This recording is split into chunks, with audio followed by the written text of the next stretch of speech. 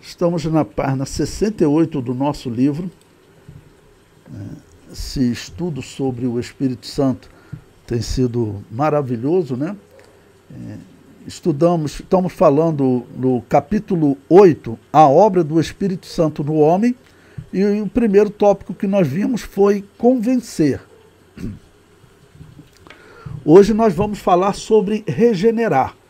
O que significa o Espírito Santo regenerar o homem? O texto escolhido para a nossa leitura está aí no livro João, o Evangelho segundo São João, capítulo 3, versículos 3 a 6. Versículo 3 diz assim: Jesus respondeu e disse-lhe: na verdade te digo que aquele que não nascer de novo não pode ver o reino de Deus. Disse-lhe Nicodemos: como pode um homem nascer sendo velho? Porventura pode tornar a entrar no ventre de sua mãe e nascer? Jesus respondeu: na verdade te digo que aquele que não nascer da água e do Espírito não pode entrar no reino de Deus. O que é nascido da carne é carne, e o que é nascido do Espírito é Espírito. Bom, esse texto aqui está falando do homem ser gerado novamente. Ele nascer de novo, ou ele ser regenerado. Ele ser regerado, ser gerado novamente. Não, você foi gerado fisicamente e agora ser gerado espiritualmente. A pessoa nascer de novo. Vamos lembrar que todos nós já nascemos mortos, né? Porque é a expressão que a Bíblia utiliza. Já nascemos mortos em nossos pecados, ou seja, já nascemos herdando o pecado dos nossos pais. Então, até para conviver hoje com o Espírito Santo e fazer parte da igreja, nós temos que passar por um processo de transformação. Você não entra no corpo de Cristo de qualquer maneira, e o de qualquer maneira aqui significa qualquer coisa que você faça não vai te levar a fazer parte do corpo de Cristo. Só a obra do Espírito Santo, né, te transformando para que você possa fazer parte desse corpo. Porque é o significado de você ser gerado de novo. Você literalmente é uma nova criatura, por isso ser gerado novamente. Eu comento abaixo.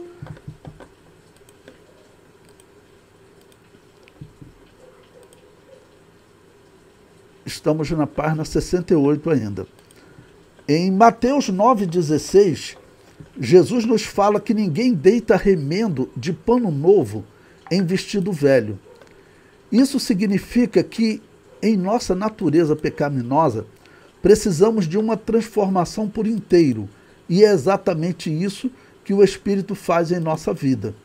Ele nos regenera, ou seja, nos gera de novo, nos faz uma nova criatura em todos os aspectos. Pois bem, então não é um remendo, não é um remendo, é na verdade uma nova veste. Esse é o significado. Vocês sabem que pelo Antigo Testamento, Deus, para ensinar a mensagem da substituição do seu Cordeiro, Jesus Cristo, ele estabeleceu no Antigo Testamento a simbologia da morte dos animais. Os homens precisavam desse aprendizado. Então, aquela simbologia trazia uma mensagem para os homens de que havia uma necessidade de substituição no lugar de morte. Ok? Então, essa simbologia sendo estabelecida, e no Novo Testamento, vamos dizer, se cumprindo, o que ela faz? Nós agora podemos, vamos dizer, fazer parte desse corpo. Porque desde que esse Cordeiro de Deus morreu, os nossos pecados não são mais só encobertos, eles são tirados. E vamos considerar a nossa consciência também, ela descansa. Uma pessoa que realmente ela experimenta o perdão de Deus, ela descansa. Normalmente eu digo que as coisas que ela fez no passado parece que foram feitas por outra pessoa. Nem parece que foi ela que fez. E a própria pessoa. Eu falo porque todo cristão que eu conversei, vamos dizer, sempre foi assim. Comigo é assim, todo cristão, ele olha para o tempo que ele estava no mundo, parece que foi outra pessoa, nem parece que foi ele. Essa é a razão, esse é o significado de você ser gerado novamente. Ou seja, você olha para a vida antiga, parece que foi outra pessoa, e vamos considerar, na verdade, é outra pessoa, né? Isso aqui é interessante. Parece que é outra pessoa, e na verdade é outra pessoa mesmo. O maior exemplo, né? O próprio apóstolo Paulo fala que ele se converteu para isso, para mostrar o significado do poder de Deus.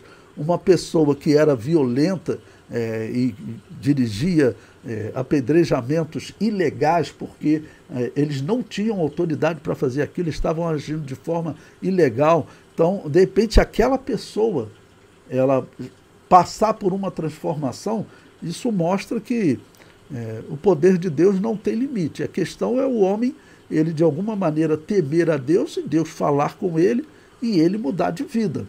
Não? Porque tem alguns que Deus fala e ele não muda de vida. Podemos citar no exemplo, eu sempre cito na Bíblia 2 personagens, né? Por exemplo, o Faraó do Êxodo e Saulo de Tarso. Quando eles se encontraram com Deus, o Faraó do Êxodo, ele não quis baixar a cabeça de jeito nenhum, quando Deus se mostrou mais poderoso do que ele. Já Saulo de Tarso, quando Deus se mostrou mais poderoso que ele, claro, Jesus Cristo Deus, ele imediatamente baixou a cabeça. Tá bom? Essa é a atitude humana que é necessária, ok? Para que a salvação aconteça. Deus constrói a salvação, mas o homem, ele, claro, ele que decide pelo sim ou pelo não. Bom, para a nossa meditação, eu coloquei aí 2 Coríntios, capítulo 5, versículo 17. Estamos agora na página 69, que diz o seguinte: assim que se alguém está em Cristo, nova criatura é. As coisas velhas já passaram, eis que tudo se fez novo. Eu comento, o termo regeneração, esse termo, deriva do grego palingenésia e significa fazer nascer de novo, gerar de novo. O homem não consegue se regenerar, ele necessita da operação do Espírito Santo. Bom, por que eu falei o homem não consegue se regenerar? Porque existe na nossa sociedade pessoas que andaram na vida do crime, esteve preso, mas aí chegou uma determinada idade, ele parou com os crimes, aí as pessoas usam a expressão que ele se regenerou. Ele se regenerou. Mas, na verdade, o homem não tem como se regenerar. Só Deus muda a vida do homem. Ou seja, o homem não se regenera. Ele pode ter mudado por muitos motivos. Ele pode ter mudado porque ele está com medo de ser preso novamente, mas, nesse caso, se ele tiver a oportunidade de roubar sem a possibilidade de ser preso, ou seja, ter garantia que esse roubo ele não vai ser preso, ele certamente vai fazer, a não ser que o Espírito Santo tenha operado nele. O que vai acontecer? Ele vai dizer não. Ele vai dizer não. Se o Espírito Santo operou nele, ele agora, a oportunidade que aparece pode ser melhor, vamos dizer, mais enriquecedora que as oportunidades anteriores. Mas ele vai dizer não. Ele vai dizer não. Esse é o trabalho de regeneração do Espírito Santo. E esse termo, como você coloquei aí, palingenésia, genésia, te lembra o quê? Te lembra Gênese.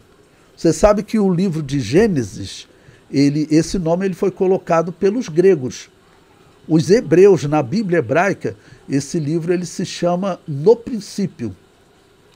E os gregos chamaram A Origem.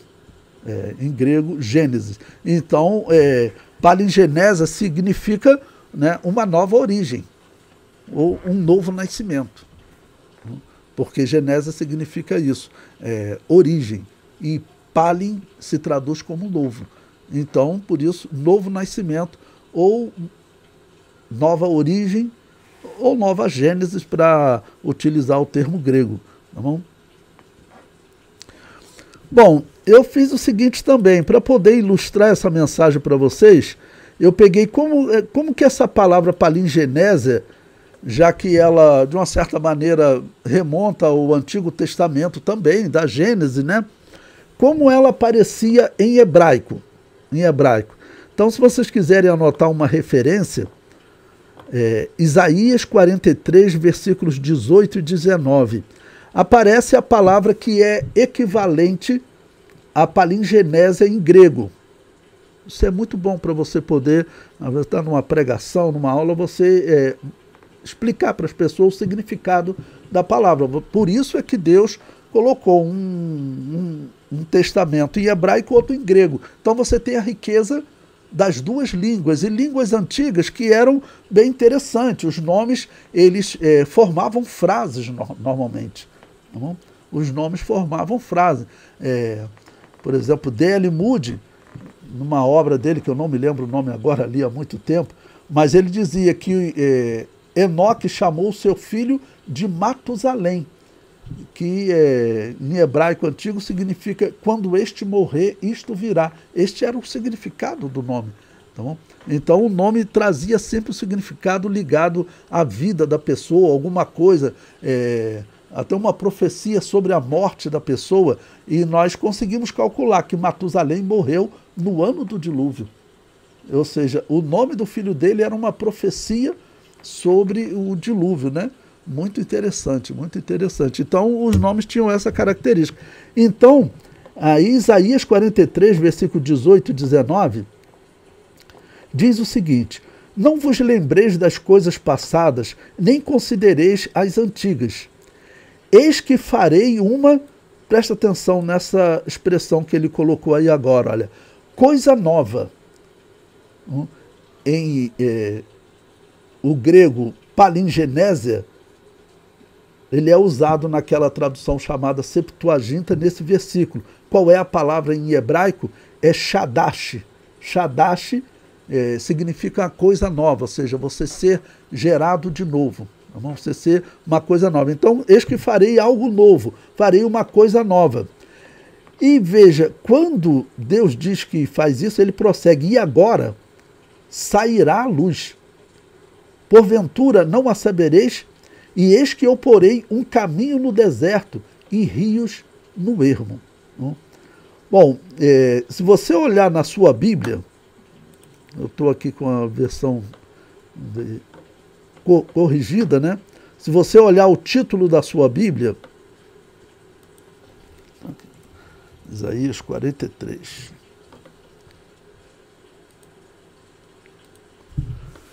Se você olhar o título da sua Bíblia, está escrito assim, Deus resgata Israel.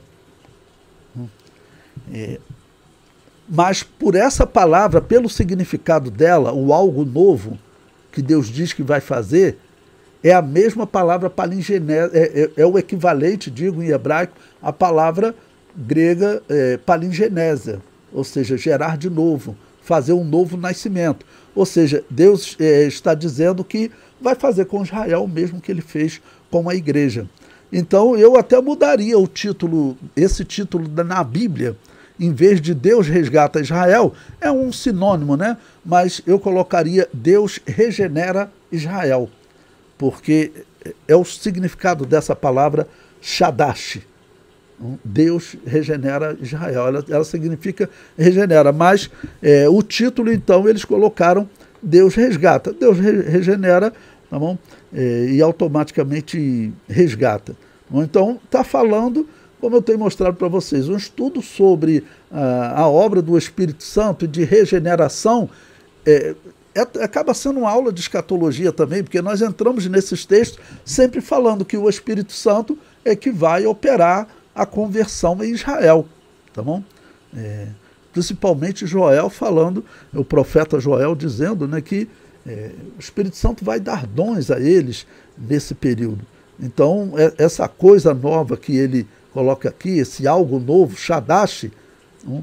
Ele, quando ele coloca esse Shadash, ou seja, faz essa regeneração, aí ele diz, e agora sai a luz. Né? Ou seja, qual o significado disso? É transformado. Tá bom? E é interessante para vocês verem também o significado desse versículo, que ele diz o seguinte, procura lembrar-me, né? É uma tradução, né? Aqui na nossa tradução está assim, não vos lembreis das coisas passadas, nem considereis as antigas. Mas algumas Bíblias colocam que, na verdade, Deus está assim como que desafiando Israel, tá bom? Para ele, vamos dizer, lembrar, né, a Deus de todas as coisas, como se Deus esquecesse. Mas veja o versículo 26. Veja o versículo 26. Nós lemos os versículos 18 e 19, né? E quando chega no versículo 26, Deus diz o seguinte, procura lembrar-me, entremos em juízo juntamente. Apresenta as tuas razões para que te possa justificar. Ou seja, além de falar da ação do Espírito Santo para regenerar Israel, vou usar esse significado, esse termo que é tão significativo para nós, então, o algo novo poderia ser traduzido ali como vou os regenerar. Então, falando dessa regeneração que vai acontecer, né, que o Espírito Santo vai operar em Israel, então aqui Deus faz um diálogo como um desafio para eles. No momento que Deus vai justificar eles, Deus fala, entremos em juízo juntamente. Isso é um chamado para a oração. Né? É um chamado para a oração. É como se Israel estivesse distante de Deus, sem orar a Deus. E Deus fala assim, volta a falar comigo. Né? Israel é aquele crente velho que, infelizmente, já não tem mais diálogo com Deus. É estranho, né? Então Deus fala, olha, entremos em juízo juntamente, vamos dialogar, ou seja, ora a mim, apresenta as tuas razões para que te possa justificar. As razões nós sabemos qual é, né? Profeticamente, Israel se converte no momento que o Espírito Santo transforma eles. Eles estão perto de serem destruídos no fim da grande tribulação e nesse momento de angústia, Zacarias profetizou, né? Está lá na Bíblia deles, está lá na Tanakh. Olharão para mim a quem transpassaram, olharão para mim a quem mataram. Ou seja, a profecia de Zacarias, que está lá na Bíblia deles, diz que eles um dia olharão para o Messias que eles mataram. O problema é que eles não querem admitir de maneira nenhuma que é o Messias, mas na verdade todo o contexto mostra que é aquele que Yahvé enviou, é a salvação de Yahvé. Como é que se pronuncia a salvação de Yahvé em grego? Jesus. Jesus significa salvação de Yahvé. Tá bom? Bom, e sempre lembrando assim as questões do grego, né? Quando ele diz aqui, questão do original, desculpe, quando ele diz aqui, procura lembrar-me para esse momento do juízo entre Deus e Israel, então eu fui verificar para vocês também a palavra grega zakar, ela significa assim, trazer à mente, lembrar ou fazer um memorial. Eu achei interessante esse significado. Você traduzir do hebraico entendeu? É sempre difícil. São muitas possibilidades, né? Mas uma possibilidade interessante da palavra zakar, aqui no versículo 26, traduzido por procura, é que ela tem um significado também de fazer um memorial. Ou seja, fazer um memorial, vamos fazer algo que vai ficar marcado na nossa história. Isso é porque você resolve estabelecer como um memorial. Nós temos um exemplo na Bíblia, né, de Abraão, um encontro com alguma autoridade que faz um memorial, faz um altar, como com Melquisedeque. Tá bom? Então aqui ele estabelece um memorial. E Deus então aqui diz para fazer um memorial, tá bom? Fazer um memorial desse encontro deles, porque é o momento da conversão de Israel. Tudo que está profetizado, pelo que nós vemos nas Escrituras, tudo que está profetizado na Bíblia, vem acontecendo com Israel e com a igreja. E o que está profetizado é que chegará então esse momento que eles olharão para trás, olharão para aquele a quem transpassaram. Não? Por exemplo, esse termo, então, procura lembrar-me, estamos lendo Isaías 43, 26, né? Procura lembrar-me.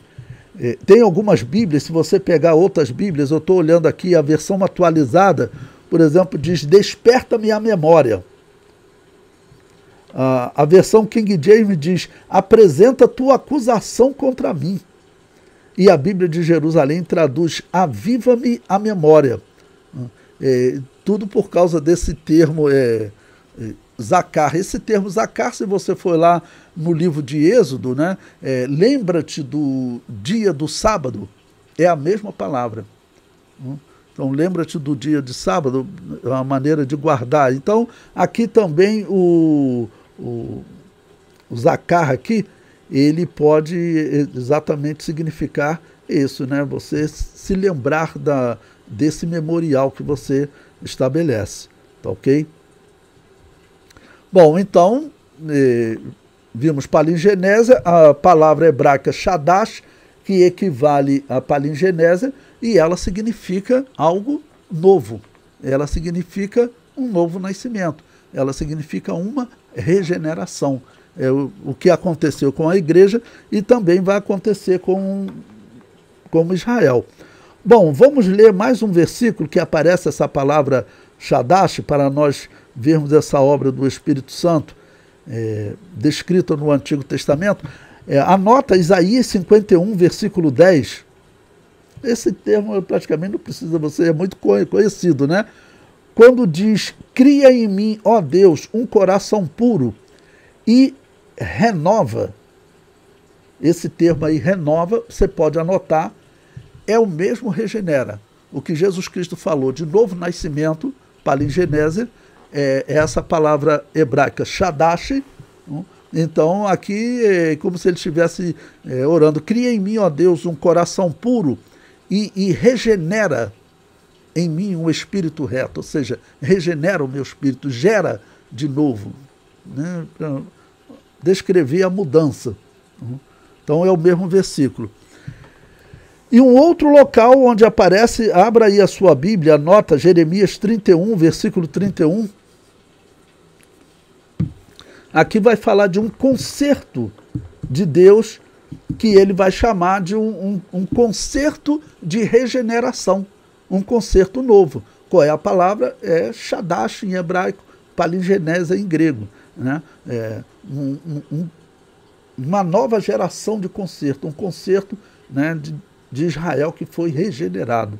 Bom, Jeremias 31, versículo 31, diz, eis que dias vêm, diz Yahvé, lembrando que Senhor tudo em maiúsculo, aí está o nome de Deus Yahvé em hebraico, em que farei um concerto novo. O novo aí é a mesma palavra Shadash. Então farei um concerto novo com a casa de Israel, com a casa de Judá. Ou seja, farei um concerto, a palavra significa o quê? Regeneração. Farei um concerto em que eles serão gerados de novo.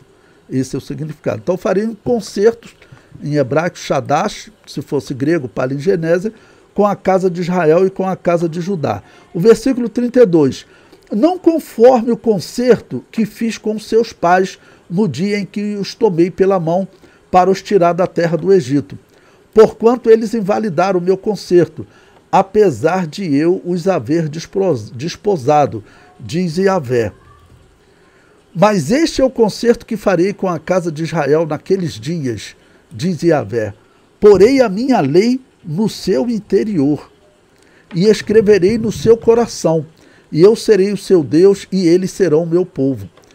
E não me ensinará alguém mais a seu próximo, nem alguém a seu irmão, dizendo, conhecei a Yahvé, porque todos me conhecerão, desde o menor deles até o maior, diz Yahvé, porque perdoarei a sua maldade e nunca mais me lembrarei dos seus pecados. Né?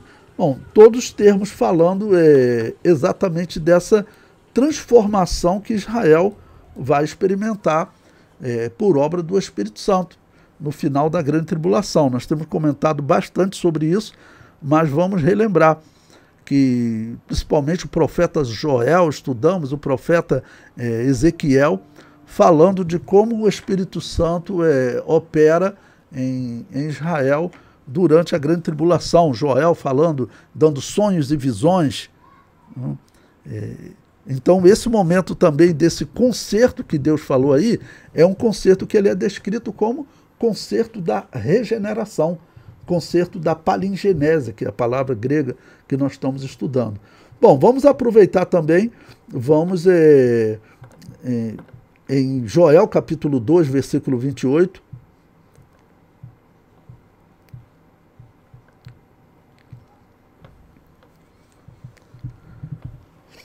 Joel capítulo 2, versículo 28, diz o seguinte: E há de ser que depois derramarei o meu espírito sobre toda a carne, e vossos filhos e vossas filhas profetizarão, os vossos velhos terão sonhos, os vossos jovens terão visões. Não, essa profecia de Joel, lembre-se, o apóstolo Pedro, ele aplicou essa profecia ao dia de Pentecostes, mas o próprio apóstolo Pedro deixou bem claro que nem toda a profecia estava se cumprindo ali, ela estava se cumprindo em parte, porque ele citou sinais no sol e na lua, que não aconteceram no dia do Pentecostes. No dia do Pentecostes, os dons foram entregues, mas os sinais no sol e na lua não aconteceu. Então, esses sinais, eles acontecerão um dia no período em que Israel vai se converter. Esse período é chamado de grande tribulação, 7 anos de grande tribulação aqui na terra, em que o mundo estará sendo governado pelo anticristo. O mundo estará sendo governado pelo anticristo. E como parece que esse dia está próximo, né? O mundo estará sendo governado pelo anticristo. Mas durante esses 7 anos, a Bíblia diz que o Espírito de Deus vai estar operando. Tem aquelas pessoas que dizem que não, que o Espírito Santo vai sair, de jeito nenhum. Aqui está mostrando, a conversão de Israel não vai ser algo que vai acontecer no final sem Deus ter feito nada durante a grande tribulação. Pelo contrário, Deus envia 2 profetas para pregar por 3 anos e meio. A grande tribulação dura 7 anos, mas as 2 testemunhas profetizam por 3 anos e meio, e apesar do Apocalipse não deixar claro, tudo indica que elas profetizam na primeira metade da grande tribulação, e o anticristo consegue matá-las, então, no meio da grande tribulação. Então Deus envia essas 2 testemunhas, elas geram um grande número de convertidos em Israel, que são contados como 144 mil pessoas convertidas, que em Apocalipse 14, está no capítulo 7, no capítulo 11, no capítulo 14, esses 144 mil, eles reaparecem no Monte Sião com Jesus. Então está havendo algumas conversões, claro, o Espírito Santo está dando dons a Israel durante esses 7 anos, e vocês sabem que temos que reconhecer, perseguição e sofrimento, ele causa um avivamento. É humano, parece que a coisa, quando está tudo tranquilo para o ser humano, ele relaxa. Então, às vezes, Deus permite o sofrimento, né, que como passar pela provação, pelo fogo, ou como os antigos diziam, passar na moenda. Então, Deus permite até para salvar a pessoa. Existe um texto muito interessante que Deus falou para o profeta Oséias. Eu não tinha anotado, mas se vocês quiserem abrir aí, eu vou procurar aqui agora, em que Deus descreve como ele estava buscando Israel. Israel fugia, se desviava, né? Oséias capítulo 11, versículo 4. Não estava previsto, mas se você quiser escrever, anotar aí, diz o seguinte: atraí-os, ou seja, Deus atraindo Israel, atraí-os com cordas humanas, com cordas de amor, E fui para eles como os que tiram o jugo de sobre as suas queixadas, e lhes dei mantimento. Então, interessante Deus dizer que os atraiu com cordas. Porque quando você pensa em corda, você pensa em de alguma maneira, limitar a ação da pessoa. Ou seja, Deus atraiu eles, né, vamos dizer, para impedir que eles caíssem num abismo. Então Deus os atraiu com cordas de amor, não? Para que eles ficassem no lugar de salvação. Então, essa operação do Espírito Santo, bom, quem quis anotar, Oséias 11, versículo 4. Não? Então, essa operação do Espírito Santo, como nós lemos aqui em Joel, dando dons a Israel para que eles despertem, e assim a mensagem de Jesus vai crescer em Israel, e realmente a conversão de Israel vai acontecer. E acho que foi na aula passada que nós lemos quando Deus falou: eu tirarei a iniquidade dessa terra em um dia. Na profecia tem que ser o dia do perdão, o dia do Yom Kippur. É interessante que vai acontecer agora, dia 3 de outubro, um dia do Yom Kippur. É um dia também marcante na profecia, porque essa parte da simbologia da profecia bíblica ainda não se cumpriu.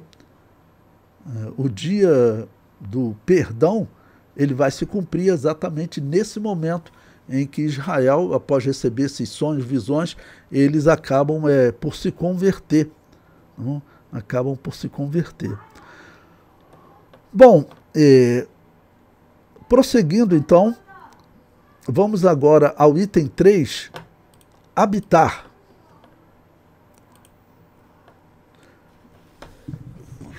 Deixa eu dar uma parada aqui.